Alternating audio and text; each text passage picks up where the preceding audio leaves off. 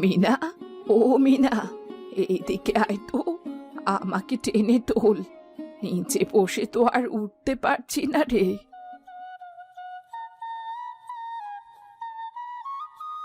আমার হাতটা ধরো দাদি, আমি তোমায় টেনে তুলছি। নে ধর, হাতটা টেনে তোল। আহ, মনে হচ্ছে হাড়গোড়গুলো ব্যথাতে জমে গেছে। এত ব্যথা হলে বাঁচবো কি করে? দাদি, আজ কি রান্না করবে? বড্ড খিদে পেয়েছে। ঘরে তো কিচ্ছুটি নেই রে মিনা। ঘরের পেছন থেকে কটা কচু শাক তুলে নিয়ে আয়। আজ গরম ভাত আর কচু শাক রান্না করব। ধুর, সারাদিন কি শাক পাতা খেতে ভালো লাগে? আমি শাক তুলতে পারবো না। রোজ রোজ ওই শাক খেতে খেতে আমার জিভে কোনো স্বাদই নেই। আমি খেলতে যাচ্ছি। শাক পাতা খাবি না তো কি খাবি শুনি? আমার সংসারে কি টাকা আয় করার লোক আছে যে তোকে ভালো মন্দ খাওয়াবো? আমি অত সব বুঝি না। আমি শাক পাতা দিয়ে ভাত খেতে পারবো না, ব্যাস। রোজ রোজই শাক খাও। আমি শাক খাবো না, শাক তুলতেও পারবো না। গেলাম আমি। আরে মিনা, আমার কথাটা তো শোন। আমার গায়ে প্রচন্ড ব্যথা উঠছে। আমি ওই পুকুর পাড়ে গিয়ে কি করে কচু পাতা তুলবো? কি করবো এই মেয়েটাকে নিয়ে?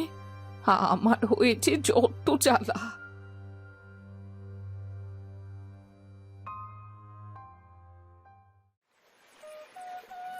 আরে, আমার পুটিটা গেল কোথায়? কোথাও তো দেখতে পাচ্ছি না। পুটি, ও পুটি, কই রে তুই? ও কি রে, তুইও কি মিনার মতো আমার ওপর রাগ করে আছিস নাকি? আরে এই আমার পুটি সোনা, কোথায় ছিলি? সে কখন থেকে তোকে দেখিনি। তুই আর মিনা ছাড়া আমার যে আপন বলতে আর কেউ নেই রে। আমি জানি তুমি আমায় অনেক ভালোবাসো। Pack pack. আমি জানি রে পুটি, তুই আমার সব কথা বুঝতে পারিস, শুধু বলতে পারিস না। মিনা আমার বাপ মা মরা মেয়ে। মেয়েটাকে কখনো ভালো মন্দ খাওয়াতে পারিনি। শাক পাতা যা জোগাড় করতে পারি তাই রান্না করি। কোথা থেকে যে ওকে ভালো মন্দ খাওয়াবো? শাক দিয়ে ভাত খাবে না বলে চলে গেল। চল পুটি, চল, কটা কচুর পাতা তুলে বাড়ি নিয়ে যায়।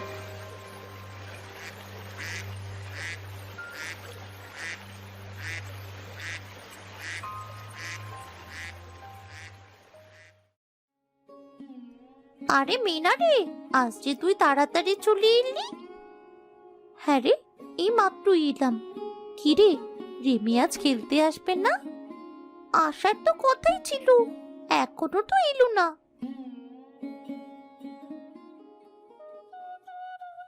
রিমি, আজ তোর আসতে এত দেরি হলো কেন রে? আমি আর লতা সে কখন থেকে এসেছি। এত দেরি করে এলে খেলবো কখন? একটু পরে তো বাড়ি ফিরতে হবে। আমি একটু আমার মায়ের সাথে কাজ করছিলাম, তাই আসতে দেরি হচ্ছে। কি কাজ করছিলি রে রিমি? আজ মা কচু দিয়ে ঝোল করবে, তাই মায়ের সাথে হাঁস ঝুলে দিচ্ছিলাম। মা একটু অসুস্থ তো, একা একা কাজ করতে কষ্ট হয়। আরে, কচু শাক দিয়ে হাঁস ঝোল খেতে তো ভারী মজা লাগে। গতকাল আমার মাও রান্না করেছিল। আহ, সে কি যে স্বাদ, এখনো মুখে লেগে আছে। হ্যাঁ রে হ্যাঁ, আমারও খুব প্রিয়। আমাদের বাড়িতে মাঝে মাঝেই রান্না হয়। মাকে বললেই মা রান্না করে। কি রে মিনা, আজ তোদের বাড়িতে কি রান্না হবে? তোদের বাড়িতে কি কখনো ভালো মন্দ রান্না হয়? দাদি যা জোগাড় করতে পারে তাই রান্না করবে। বাবা মা এক দুর্ঘটনায় মারা গেছে বছর 5 আগে। সেই থেকেই দাদি আমায় মানুষ করেছে। দাদি যা পারে তাই রান্না করে। মিনা, তুই কখনো কচু দিয়ে হাঁসের ঝোল খেয়েছিস? না রে, ওটা খেতে কি খুব মজা হয়? মজা মানে ওটার স্বাদ মুখে লেগে থাকে। ভাত দিয়ে গরম গরম কচু দিয়ে হাঁস ঝোল মনে হয় যেন অমৃত। খুব মজা লাগে। হ্যাঁ রে রিমি, তুই ঠিকই বলেছিস। একবার খেলে বারবার খেতে ইচ্ছে করে। যে খায়নি সে এটার স্বাদ কখনো বুঝতে পারবে না। হ্যাঁ রে, ঠিক বলেছিস। আচ্ছা, তোরা থাক, আমি গেলাম তবে। এখনই তো এলি, আবার এখনই চলে যাবি? হ্যাঁ রে হ্যাঁ, গরম গরম ভাত আর গরম গরম কচু দিয়ে হাঁস ঝোল খাবো। আমার তো আর তর সরছে না রে। মা কচু আর মাংস কষাবে, আর আমি খাবো। আজ তোরা খেল, আমি কাল খেলবো। নে, তোরা শুনিয়ে শুনিয়ে আমায় আর বলিস না। যা, তোদের খেলতে হবে না। তোরা তোদের বাড়ি গিয়ে কচু দিয়ে হাঁস ঝোল খা। আচ্ছা, যাচ্ছি। তুই কখনো খাসনি, তাই বুঝবি কেমন করে এটার স্বাদ কেমন।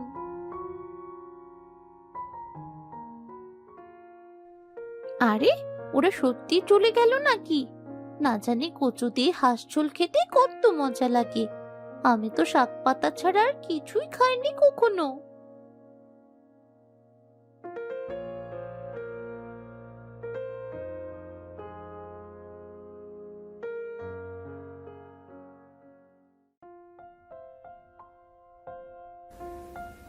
তুই এসেছিস মিনা? আয়, হাত মুখ ধুয়ে নে, আমার রান্না শেষ হয়ে গেছে। আমার খেতে ইচ্ছে করছে না, তুমিই খেয়ে নাও দাদি। আরে, গরম গরম ভাত খেতে ভালো লাগবে। আয় না রে, খাবার খেয়ে নে। আমি খাবো না। এই শাক পাতা খেতে আর কত ভালো লাগে। সবাই সব সময় মাছ গোশ খায়, আর আমরা আমরা সব সময় শাক পাতা খাই। আমি মাস গোশ কেনার টাকা কোথায় পাবো বলতো? আজ পুটি একটা ডিম পেড়েছে, আয় তোকে ভেজে দিই মিনা। আজ শাক না খাস, অন্তত ডিম ভাজি দিয়ে খা। দাদি, একদিন কচু দিয়ে হাঁস ঝোল রান্না করো না। সবাই কচু দিয়ে হাঁস ঝোল খাচ্ছে, আমারও খুব খেতে ইচ্ছে করছে। মাত্র একদিন রান্না করো না, তাহলে আমি শাক পাতা খাওয়ার কষ্ট ভুলে যাবো দাদি। কি বলছিস রে কি মিনা? পুটি যে আমাদের ঘরের মেগো। পুটি না থাকলে সকালবেলা প্যাক প্যাক করে ডেকে তোকে কে জাগাবে? পুটি তো আমাদের সংসারেরই একজন। কি হবে, সবাই তো হাঁস পোষে, তারপর সেই হাঁস মজা করে রান্না করে খায়। রেমিরা তো প্রায় হাঁসের ঝোল খায়। আরে, রেমেদের তো অনেক হাঁস, তাই ওরা হাঁসের গোশ খায়। কিন্তু আমাদের তো মাত্র একটা হাঁস, ওকে কি করে জবাই করব? তুমি কিনবে না, বাড়ির হাঁসটাও জবাই করবে না, তাহলে করবেটা কি তুমি? তোমার ভাত তুমিই খাও, আমি খাবো না। আজ যদি আমার বাবা মা বেঁচে থাকতো, তাহলে এত খাওয়ার কষ্ট করতে হতো না। মা বাবা, তোমরা কেন আমায় ছেড়ে চলে গেলে? দিদিভাই, দিদিভাই শোন আমার কথা, এমন করে কাঁদিস না। আমি কি করব বলতো?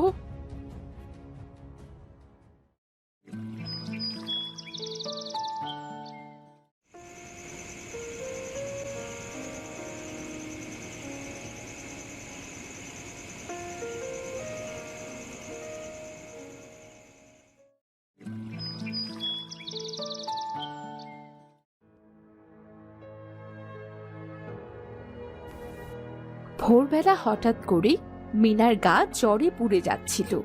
বুড়ি গায়ে হাত দিয়ে দেখলো খুব জ্বর। জলে চোখ ঝাপসা হয়ে এলো তার। মাথা ভর্তি চিন্তা, ডাক্তারকে ডাকার মতো পয়সাও নেই তার হাতে। আরে বাবারে, কি জ্বর! জ্বরে যে গাটা পুড়ে যাচ্ছে। এখন এখন আমি কি করব? টাকাও তো নেই যে ওষুধ কিনে আনবো। হায় সৃষ্টিকর্তা, এখন আমি কি করব? কি পরীক্ষা নিচ্ছ আমার?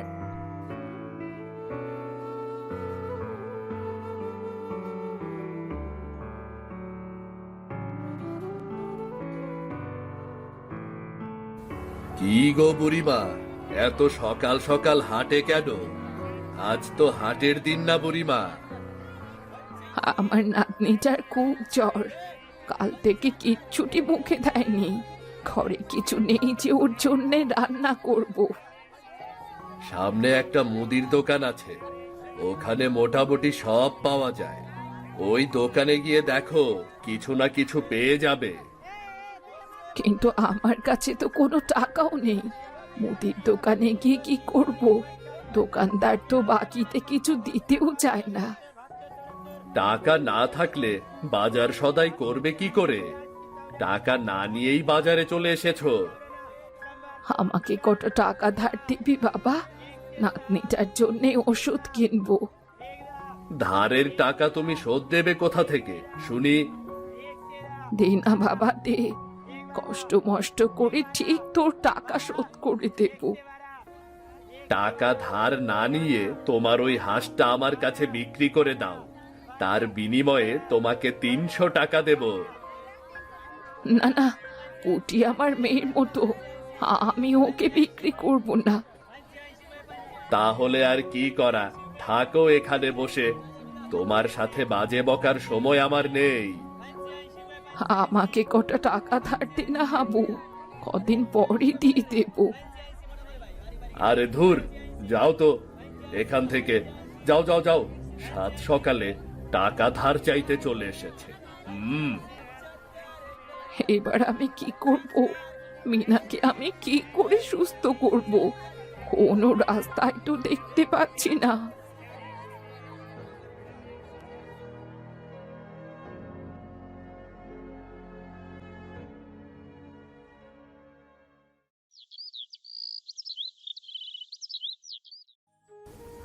এরপর বুড়ি মাথায় হাত দিয়ে কাঁদতে লাগলো। হঠাৎ তার মনে উঠে এলো মিনার কচু পাতা দিয়ে হাঁস খাওয়ার ঝোলের কথা। সে ফিরে এসে হাঁসটার সামনে বসে কাঁদতে শুরু করলো। তুই তো এতদিন আমার নাতনির মতো ছিলি, আজ মিনার প্রাণ বাঁচাতে তোকে দিতে হবে আমার শেষ ভালোবাসা। আমি কখনো তোকে নিজের থেকে আলাদা করব, কখনো ভাবিনি সেটা। ক্ষমা করে দিস পুটি, তুই আমার মেয়ে হয়েছিলি, কিন্তু মিনার মনের আশা পূরণ করতে আমার যে আর কিছু করার নেই।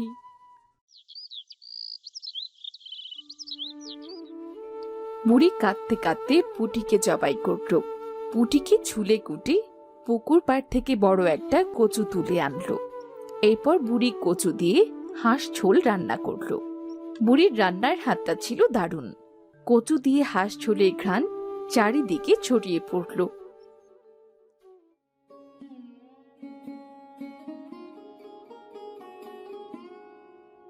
কি গো বুড়িমা, আজ মনে হচ্ছে বাড়িতে ভালো মন্দ রান্না হচ্ছে। ঘ্রাণে তো রাস্তা দিয়েই যাওয়া যাচ্ছে না, তাই ঘ্রাণ শুকতে শুকতেই চলে এলাম। আরে রূপা যে, বস বস। হ্যাঁ রে, মিনা কচু দিয়ে হাঁস ঝোল খাওয়ার জন্যে খুব বায়না ধরেছিল, আর তারপর দিন থেকে ওর খুব জ্বর। ওষুধ কেনার টাকাও নেই। কোনো দিশে না পেয়ে আমার পুটিকে জবাই করে কচু দিয়েই রান্না করেছি। বুড়িমা, পুটি তো তোমার বড্ড আদরের হাঁস ছিল, তাই না বুড়িমা? হ্যাঁ রে রূপা, হ্যাঁ, কিন্তু কি করব বল, মিনা ছাড়া এই পৃথিবীতে আমার যে আপন বলতে আর কিচ্ছু নেই। তাই কোনো পথ না পেয়ে পুটিকেই জবাই করে দিয়েছি। কেঁদো না বুড়িমা, কেঁদো না। আমি হাঁসের বাচ্চা ফোটাতে দিয়েছি, ওখান থেকে কটা বাচ্চা তোমায় দেব, না হয় তুমি আবার মানুষ করো। তুই যে বড্ড ভালো রে রূপা, নে এক বাটি তরকারি নিয়ে যা, বাড়ি গিয়ে সবাই মিলে খাস। না গো বুড়িমা, তোমরাই খাও, আমরা তো প্রায়ই খাই, তোমরা তো সবসময় শাক পাতাই খাও, আজ না হয় একটু মাংস দিয়ে মন ভরে খাও। আরে বাছা, এইটুকু নিয়ে যা, আমার তো আরো অনেক আছে, ওতে আমার আর মিনার হয়ে যাবে। এত করে যখন বলছো তখন দাও। আমি তাহলে আসি গো বুড়িমা। আচ্ছা আচ্ছা, আয় তাহলে, আবার আসিস রে রূপা।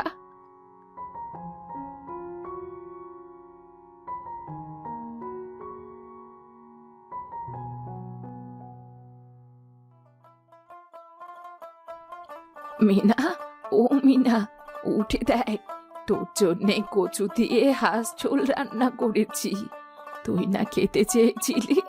দেখ মিনা, দেখ। দাদি, এইটা কি পুঁটি?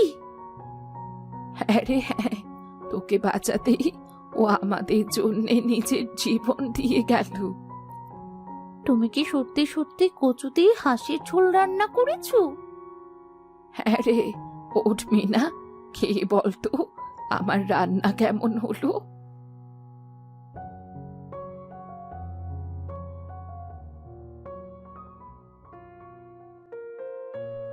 দাদি, খুব মজা হয়েছে গো। কত দিন পরে একটু ভালো মন্দ খেলাম। আহ, কি স্বাদ! মনে হচ্ছে যেন অমৃত খাচ্ছি। খা রে সোনা, খা, পেট ভরে খা, তাহলে তোর জ্বরটাও কমে যাবে। হ্যাঁ দাদি, খুব মজা লাগছে। কচু দিয়ে হাঁস ঝোল খেতে যে এত মজা লাগে তা তো আগে জানতাম না।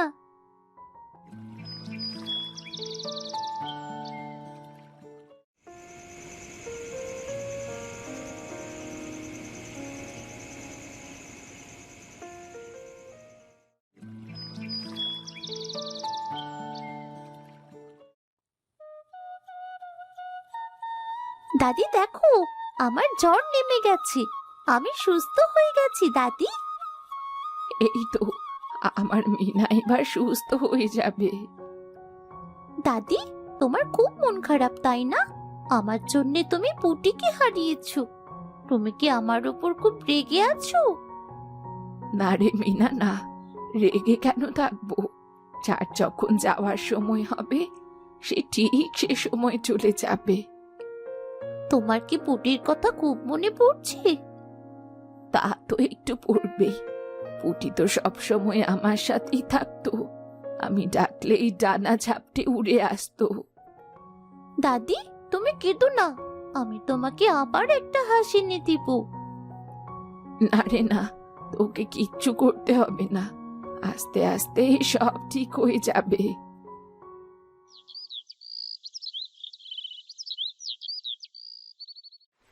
কচু গাছগুলো যেন মাথা নুইয়ে থাকে পুটির স্মৃতিতে। পুকুর পাড়ে বসে বুড়ি বলে, জীবন মানেই ভালোবাসা, আর ভালোবাসা মানেই ত্যাগ। ভালোবাসা শুধু পাশে থাকা নয়, প্রয়োজনে নিজের সবটুকু বিলিয়ে দেওয়ার মাঝে ভালোবাসার প্রকৃত রূপ লুকিয়ে থাকে।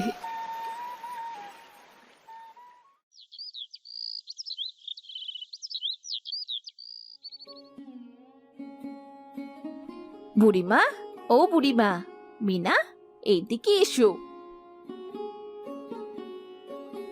আরে রূপা যে, তা কি মনে করে এলি? তোমায় বলেছিলাম না আমার হাসে বাচ্চা ফোটালে তোমায় দেব, তাই তো দিতে এলাম। এই নাও, এই নাও দুটো বাচ্চা, এগুলো তুমি রাখো বুড়িমা। আরে, দুটো বাচ্চা! আরে বাহ! দাদি, এবার তুমি খুশি তো? এবার তো তোমার দুটো পুটি হবে। হ্যাঁ রে মিনা, ঠিক বলেছিস। দাদি, এবার আর মন খারাপ করে থেকো না তো। এবার একটু হাসো তো। এবার তো তোমার দুটো পুটি এসে গেছে। হ্যাঁ রে মিনা, হ্যাঁ, তুই ঠিক বলেছিস। রূপা, তুইও খুব ভালো রে। বুড়িমা, তোমাদের কিছু প্রয়োজন হলে আমাকে বলবে। প্রতিবেশী হয়ে যদি একে অপরের কাজেই না আসতে পারি, তবে কিসের প্রতিবেশী হলাম? তোকে অনেক ধন্যবাদ রূপা। মিনা, দাদির সাথে খাবার নিয়ে আর রাগারাগি করবি না কিন্তু। এবার থেকে আমি মাঝে মাঝে তোদের এটা ওটা দিয়ে যাব। কাকি, তুমি খুব ভালো। তোমাকে ধন্যবাদ দিয়ে ছোট করব না। উপরওয়ালা তোমার ভালো করুক কাকি।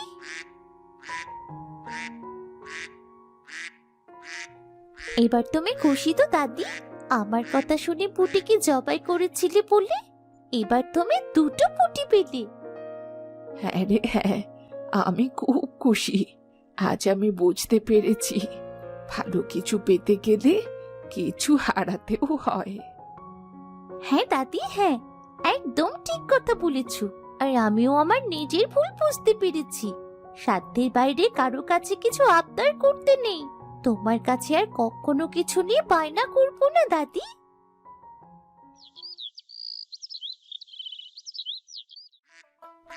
এরপর থেকে মিনা আর কখনো তার দাদির কাছে খাবার নিয়ে বায়না করতো না। মিনা আর বুড়ি মিলে হাঁস দুটিকে যত্ন করে বড় করতে লাগলো।